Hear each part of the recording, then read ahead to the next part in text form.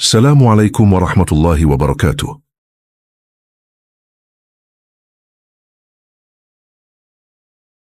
Halo, selamat datang di sesi pembahasan mendalam kita. Kali ini kita akan mengupas materi yang Anda bagikan ya. Iya, betul. Kutipan dari Pengantar Perbankan Syariah oleh Ahzaruddin Latif. Tujuannya ya biar kita semua paham gitu, apa sih bedanya bank syariah sama bank konvensional. Sip. Kita sajikan intisarinya secara ringkas tapi menarik dan gampang dicerna lah ya. Oke, mari kita langsung saja. Tentu, penting banget nih pemahaman ini. Soalnya ini lebih dari sekedar beda nama doang. Iya kan? Bukan cuma label syariah gitu ya. Betul. Ini menyangkut perbedaan cara pandang yang fundamental. Dari filosofi, cara operasi sehari-hari, sampai konsekuensi hukumnya gimana. Coba nanti kita perhatikan bareng-bareng ya, gimana bedanya ini kelihatan di banyak aspek perbankan. Oke, siap. Kita mulai dari akarnya dulu deh ya. Apa sih tujuan utama didirikannya kedua jenis bank ini? Kalau bank konvensional, rasanya cukup jelas ya tujuannya. Iya, kalau konvensional kan fokusnya kesejahteraan dunia ya. Profitabilitas, pertumbuhan ekonomi, ya materi lah intinya. Nah, kalau bank syariah gimana tuh? Ada bedanya? Nah, ini dia nih beda paling mendasarnya. Bank syariah juga cari kesejahteraan duniawi. Jelas dong, bisnis harus sehat. Tapi tujuannya nggak berhenti di situ. Oh ya, gimana tuh? Ada tujuan lain yang sama pentingnya, yaitu mencapai falah. Pernah dengar kan? Falah. Sering dengar, tapi artinya persis gimana ya? Itu konsep yang mencakup kesejahteraan, keberuntungan, kebahagiaan, tapi nggak cuma di dunia. Jadi dunia dan akhirat. Ada dimensi spiritual, etika yang udah nyatu dari awal. Jadi orientasinya lebih, holistik gitu. Oh, falah. Oke. Jadi nggak semata-mata bisnis cari untung ya. Pasti ini ngaruh ke sumber aturan atau hukum yang dipakai dong. Banget, ngaruh banget. Bank konvensional kan operasinya ya berdasarkan hukum negara aja, UU Perbankan, peraturan OJK, gitu-gitu. Sama kebiasaan bisnis yang umum lah. Iya. Standar industri gitu ya. Betul. Nah, kalau bank syariah, sumber rujukannya itu berlapis-lapis. Yang paling utama jelas Al-Quran dan hadis. Oke. Dari situ, para ulama melakukan penafsiran, namanya ijtihad. Ini sering diformalkan jadi fatwa oleh DSN MUI kalau di Indonesia. Oke. Fatwa DSN MUI ya. Nah, baru setelah itu, mereka juga patuh sama hukum negara dan tradisi bisnis. Tapi, ini syarat pentingnya, hukum negara dan tradisi itu nggak boleh nabrak prinsip syariah yang udah ada. Jadi kayak ada saringan syariahnya dulu gitu. Menarik. Ada filter syariah sebelum hukum negara. Terus gimana sama pengawasannya? Kalau gitu, OJK ada cukup nggak buat bank syariah? Pengawasannya juga jadi berlapis. Pertama, ya ada keyakinan dasar diawasi Tuhan. Itu aspek kesadaran internal, dianah namanya. Kesadaran dari dalam ya? Iya. Kedua, secara lembaga nih, tiap bank syariah itu wajib punya Dewan Pengawas Syariah, DPS. Itu ada di dalam banknya. DPS ya, tugasnya apa tuh? Nah, DPS ini yang mastiin semua produk, semua operasional banknya itu patuh sama fatwa DSN MUI tadi.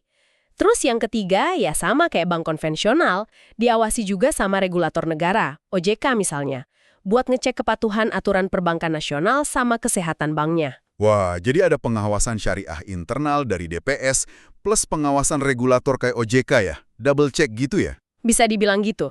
Jadi ada lapisan moral dan kepatuhan syariahnya dulu sebelum regulator luar. Oke. Nah, kita geser ke prakteknya nih. Gimana soal jenis bisnis yang boleh dan nggak boleh dijalankan? Apa sama aja, yang penting legal gitu? Di sini juga ada bedanya.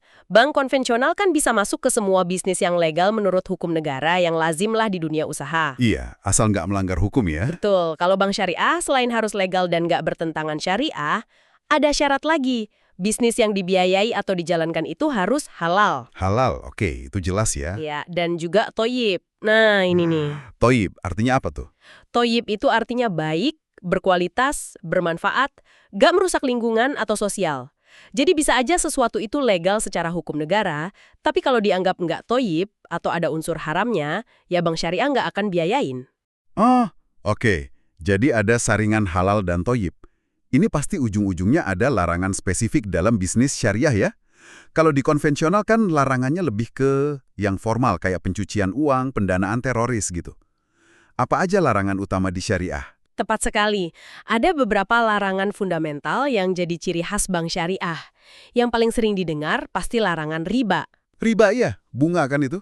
Intinya sih, segala bentuk tambahan yang disyaratkan di awal dalam transaksi pinjam-meminjam atau tukar-menukar barang sejenis yang nggak tunai. Uang nggak boleh menghasilkan uang hanya karena waktu, harus ada aktivitas ekonomi real di baliknya. Oke, nggak boleh ada bunga. Terus apa lagi? Terus ada larangan ghorar. Itu ketidakpastian atau spekulasi yang berlebihan dalam transaksi. Beda ya sama resiko bisnis biasa. Ghorar ini lebih ke arah transaksinya nggak jelas objeknya atau hasilnya. Spekulasi berlebihan ya? Iya. Terus maisir atau judi dilarang juga. Tadlis itu nipu atau nyembunyiin cacat barang. Terus ya jelas transaksi barang atau jasa yang haram. Lalu riswah atau suap, dan zulm, praktek nggak adil atau eksploitasi. Wah, banyak juga ya larangannya. Tapi soal riba sama gharar tadi, saya penasaran. Kalau nggak boleh ada bunga, riba, terus bank syariah dapat untungnya dari mana dong kalau kasih pembiayaan? Nah, itu dia pertanyaannya. Terus kalau gharar dilarang, bukannya semua bisnis ada nggak pastinya ya? Gimana tuh bedainnya? Pertanyaan bagus banget. Gini, buat gantiin bunga, bank syariah pakai skema lain. Bisa lewat margin keuntungan dari jual beli. Misalnya, bank beli dulu rumahnya, terus jual ke Anda nyicil dengan harga total yang lebih tinggi. Tapi harga totalnya itu tetap di awal, nggak berubah-ubah kayak bunga. Oh, jadi jual beli ya basisnya? Harga tetap di awal. Bisa juga pakai skema bagi hasil. Kalau bank biayain usaha Anda, nanti keuntungannya dibagi sesuai kesepakatan di awal, nisbah namanya. Kalau rugi, ya ditanggung bareng sesuai porsi modal. Bisa juga lewat biaya sewa, kalau bank punya aset terus Anda sewa. Jadi untungnya dari aktivitas real, dagang, sewa, atau ikut dalam bisnis. Oke, paham. Jadi bukan dari uang pinjaman berbunga. Terus soal gharar tadi. Nah, soal gharar. Yang dilarang itu ketidakpastian yang berlebihan dan disengaja. Atau yang bikin hak dan kewajiban para pihak jadi nggak jelas, jadi kabur. Risiko bisnis yang wajar yang bisa diukur itu ya bagian dari usaha. Tapi transaksi yang kayak judi, spekulasi tinggi tanpa ada aset real yang jelas di baliknya, itu yang dihindari.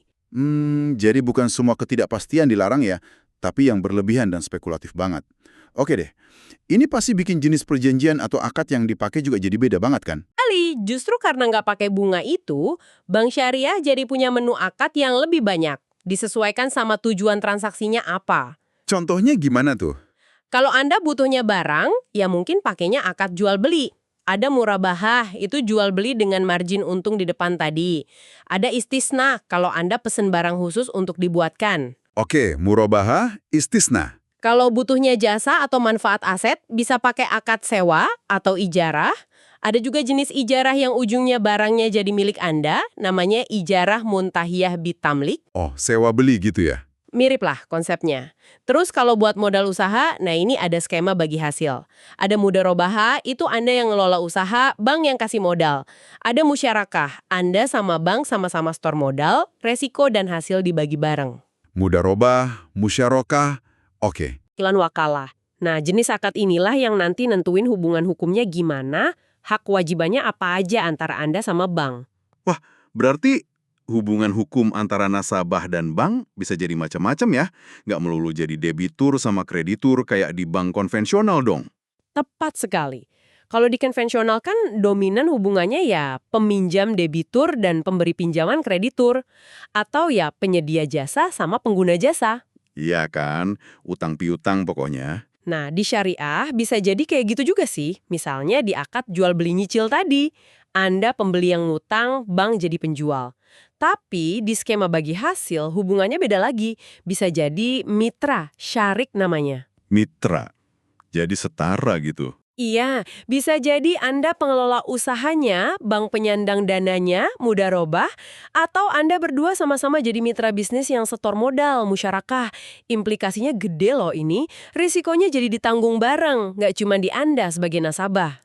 Wah, menarik nih kalau risikonya ditanggung bareng. Implikasinya ke hubungan hukum pasti ke lini produk dan jasa yang ditawarin juga ya. Selain jelas nggak ada produk berbasis bunga, apalagi bedanya? Secara umum sih fungsi utama bank ya sama aja di keduanya. Ngumpulin dana, financing, nyalurin dana, financing sama jasa-jasa keuangan services. Itu ada semua. Oke.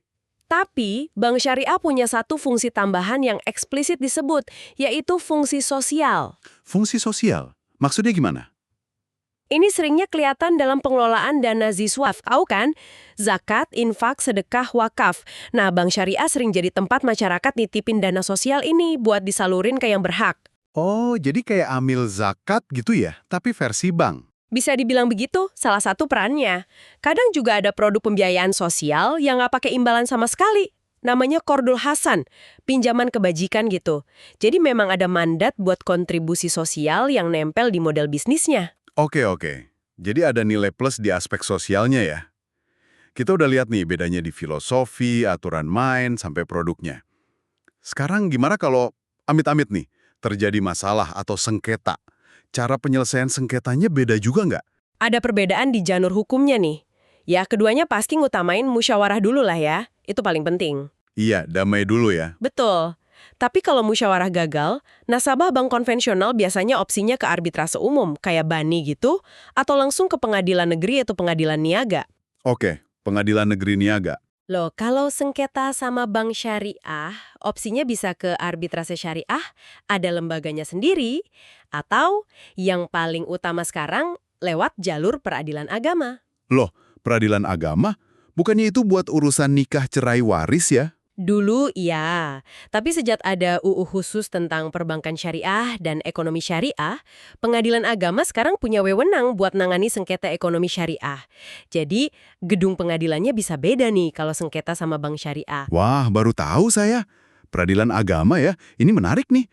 Konsekuensi hukumnya jadi beda juga dong selain forumnya. Ada dimensi tambahan, bisa dibilang gitu. Kalau di konvensional, konsekuensi kalau kita wan prestasi, atau ada putusan pengadilan, itu sifatnya qadhaan, murni hukum positif duniawi aja. Oke, hukum dunia ya. Tadi, ada juga dimensi dianatan.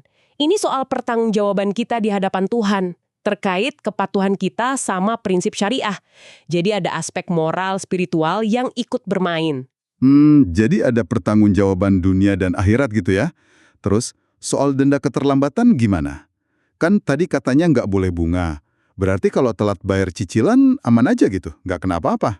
Ya nggak gitu juga dong, nanti keenakan. Bank syariah itu kenal konsep namanya takzir. Semacam sanksi lah buat nasabah yang telat bayar. Padahal sebenarnya mampu tapi nunda-nunda. Takzir ya. Terus bedanya apa sama denda bunga? Bedanya, dana denda takzir ini umumnya nggak boleh diakui jadi pendapatan bank. Nggak boleh masuk kantong bank. Biasanya disalurin buat dana sosial, dana kebajikan. Tujuannya buat disiplin aja, bukan cari untung dari orang telat bayar. Oh, jadi dendanya buat sosial ya? Oke. Selain itu, bank juga bisa minta tawid. Ini ganti rugi atas biaya real yang memang keluar gara-gara nasabah wan prestasi. Misalnya biaya nagih, biaya administrasi ekstra.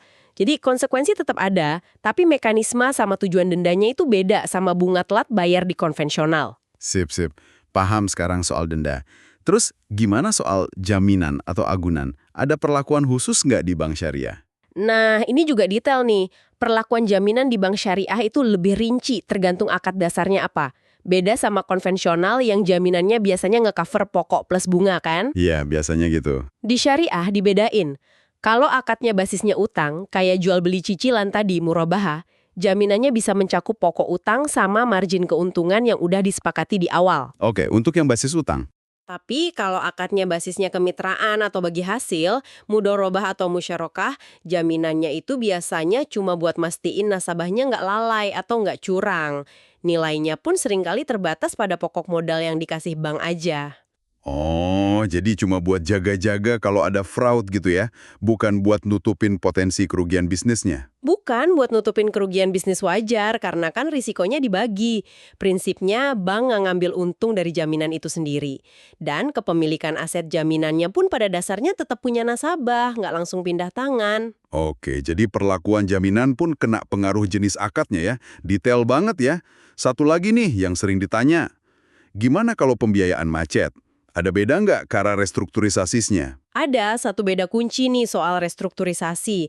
Kalau di bank konvensional dimungkinkan kan utang macet itu dikonversi jadi kepemilikan saham di perusahaannya nasabah, debt to equity swap gitu. Iya, sering dengar itu. Nah, di bank syariah, khususnya buat pembiayaan yang basisnya bagi hasil tadi mudharabah musyarakah, opsi buat ngubah piutang bank, hak atas modal atau bagi hasil yang belum dibayar jadi penyertaan modal tambahan, saham, itu pada umumnya nggak bisa dilakukan langsung begitu aja. Oh iya, terus gimana dong restruknya? Restrukturisasinya harus tetap pakai skema akad syariah lain yang dibolahin.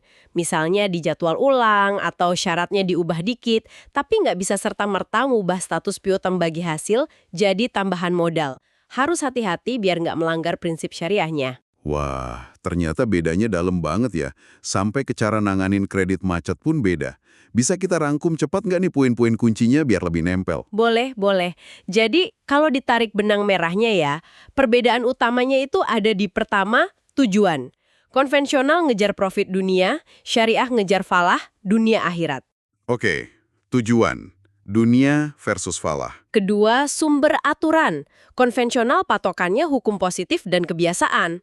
Syariah pakai Al-Quran, hadis, fatwa DSN MUI sebagai saringan utama sebelum hukum positif dan kebiasaan. Sip, sumber aturan.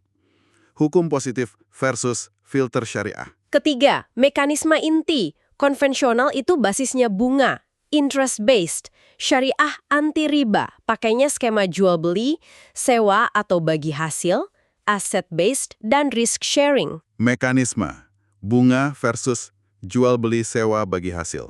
Keempat, larangan utama. Konvensional fokusnya legalitas formal.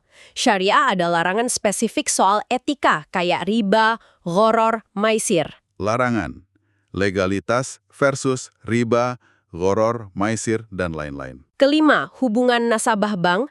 Konvensional dominan kreditur-debitur. Syariah bisa jadi penjual-pembeli, penyewa-pemberi sewa, atau bahkan mitra usaha. Hubungan, kreditur-debitur versus bisa jadi mitra. Keenam, penyelesaian sengketa. Konvensional cenderung ke pengadilan umum niaga, syariah ke peradilan agama. Sengketa, umum niaga versus peradilan agama. Oke, jelas banget rangkumannya.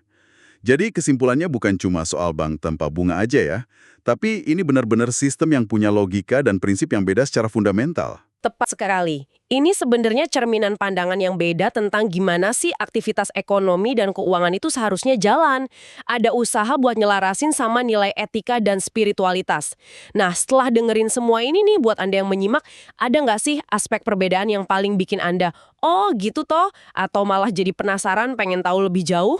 Iya, semoga pembahasan kita kali ini yang berdasarkan materi dari Anda ya, bisa kasih gambaran yang lebih utuh, lebih jernih, dan kaya gitu ya. Tentang apa sih bank syariah itu, dan gimana bedanya sama bank konvensional yang mungkin udah lebih kita kenal. Nah, sebagai penutup nih, mungkin ada satu hal yang menarik buat Anda renungkan lebih lanjut.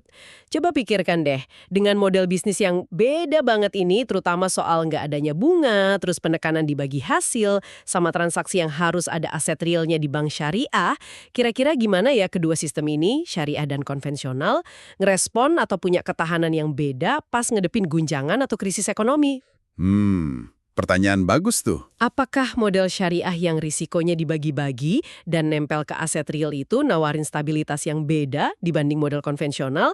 Nah, ini bisa jadi bahan pemikiran lanjutan yang seru nih. Wah, iya juga ya. Oke deh, terima kasih banyak sudah menyimak pembahasan mendalam kita kali ini. Sampai ketemu lagi di kesempatan berikutnya.